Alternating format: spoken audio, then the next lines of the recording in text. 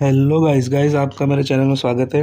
आज मैं आपको बताऊंगा बैंक निफ्टी में कल के मार्केट में क्या हो सकता है। तो दोस्तों, अगर आप ध्यान से देखेंगे तो आज मार्केट पूरे बियर मोड में था। पहले नीचे गैप डाउन हुआ, गैप डाउन होते ही थोड़ा कंसोलिडेशन किया, कंसोलिडेशन करके फिर वहाँ से नीचे आते गया और शार्प फॉल आ गया नीचे 1000 पॉइंट तक। अगर आप ध्यान दें तो यहाँ पर मुझे लगता है कि एक दिन कंसोलिडेशन करना चाहिए।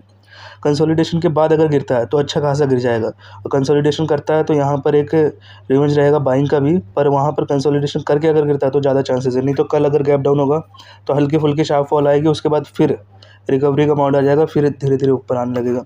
तो इसमें जो है ना, प्राइस एक्शन नहीं बन पा रहा है, इस चक्कर में जो है ट्रेड नहीं ले पा रहे।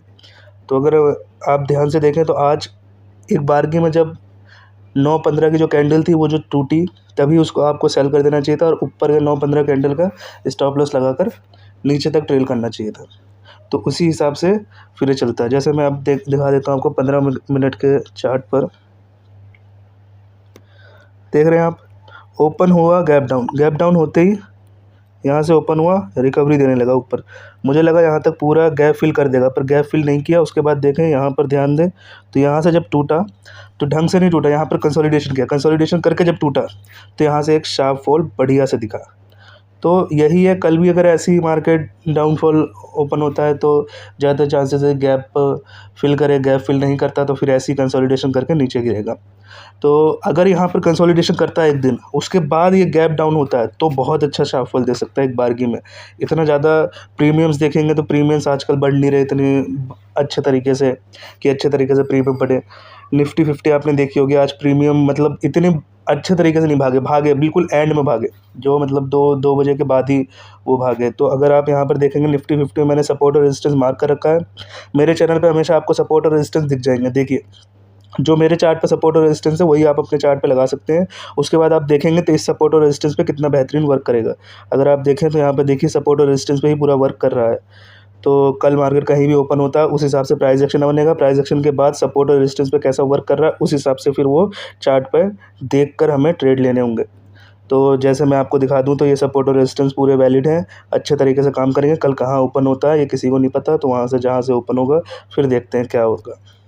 तो अब हम देख लेते हैं निफ्टी 50। निफ्टी 50 का ऑप्शन सेलिंग बहुत अच्छी थी। अगर आप ध्यान से देखें तो ऑप्शन सेलिंग मैंने प्रीमियम देखा है ऑप्शन सेलिंग का। अगर आप ध्यान से बिल्कुल ऑप्शन सेलिंग का प्रीमियम जाके देखें अभी भी, तो उसका जो प्रीमियम है ना, लगभग 500 का प्रीमियम मैंने 100 होते हुए देखे। अब तो ज़ीरो हो गए होंगे। 500 का प्रीमियम मतलब 500 पॉइंट वहाँ दे रहा है। पर अगर आप ऑप्शन बाइंग में जाएंगे, ऑप्शन बाइंग में इतना अच्छा पैसा नहीं दे रहा, बिल्कुल एंड में ही दिया है जो दिया है। नहीं, आप शुरू से देखेंगे तो अच्छा पैसा नहीं दे रहा था, बिल्कुल एंड में ही पैसा दिया। तो आप इसमें भी देखें, इसमें भी पूरा नेगेटिव मोड है, पूरा निफ्टी 50 का भी बेरिश मोड है पूरा पूरा का पूरा। कल कहाँ पर ओपन होता है, मुझे भी लगता है निफ्टी 50 में भी एक कंसोलिडेशन की ज़रूरत है। अगर कंसोलिडेशन नहीं होता, कल कैप डाउन होगा तो वहाँ से फिर प्राइस एक्शन देख के फिर वहाँ से ट्रेड लेने पड़ेंगे। अब हम 15 मिनट पे जाकर देख लेते हैं इसका चार्ट।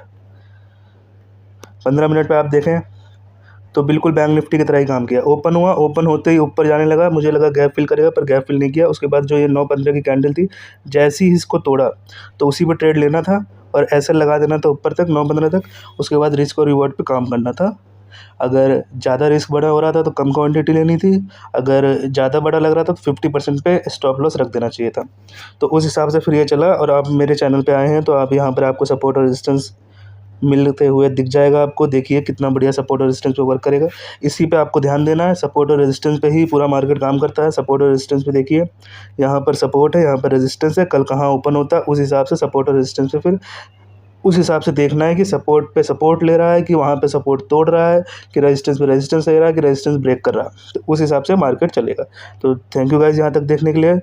चैनल पे नए हैं तो लाइक करें, शेयर करें, सब्सक्राइब करें। Thank you.